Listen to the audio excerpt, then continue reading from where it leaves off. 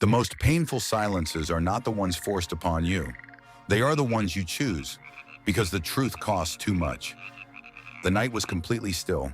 No wind, no rain, not even the usual chorus of the pond at midnight. The croaks and ripples and small sounds of creatures moving through their ordinary lives.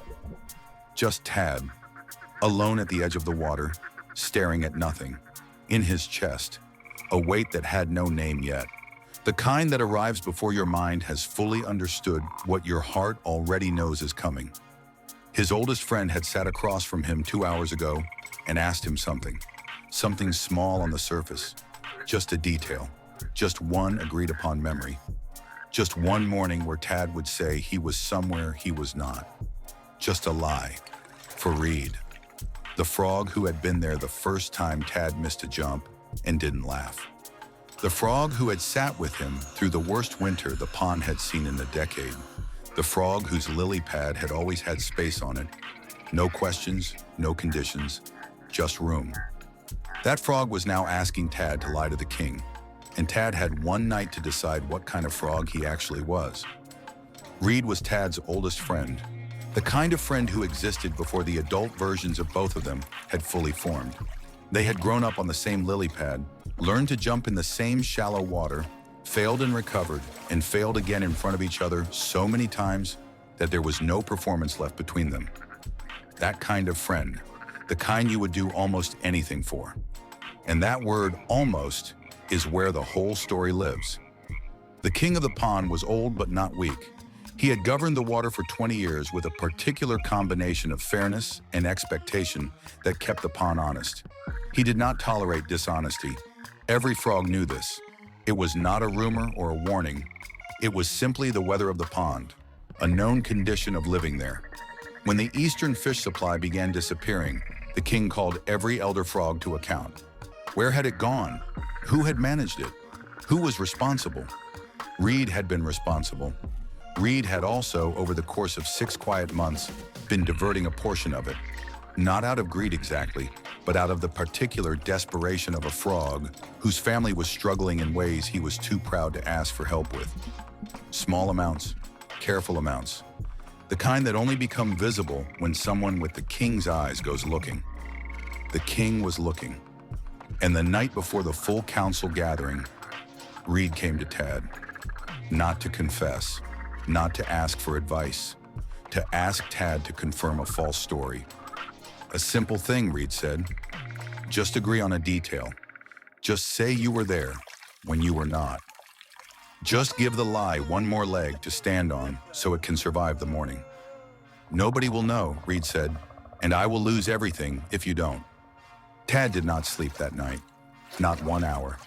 He lay at the edge of the pond and turned the choice over and over in his mind, the way water turns a stone, slowly, thoroughly from every possible angle.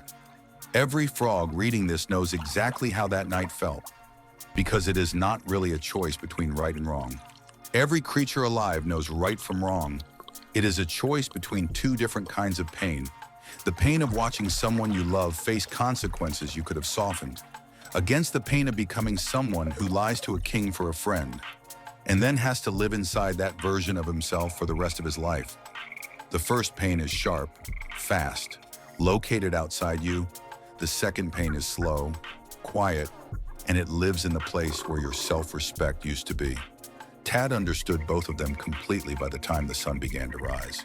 He went to Reed before the council, not to the king, to Reed, and told him, quietly without anger, without the cruelty that can dress itself as honesty, that he would not confirm the story, but that he would stand beside him when Reed told the truth himself, that he would speak to the king about the circumstances, that he would use every piece of trust he had ever built in that pond to argue for mercy rather than punishment.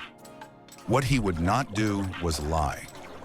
Reed looked at him for a long moment, then looked away and said nothing. The council came and went. Reed told a version of the truth, not complete, but closer than the lie would have been.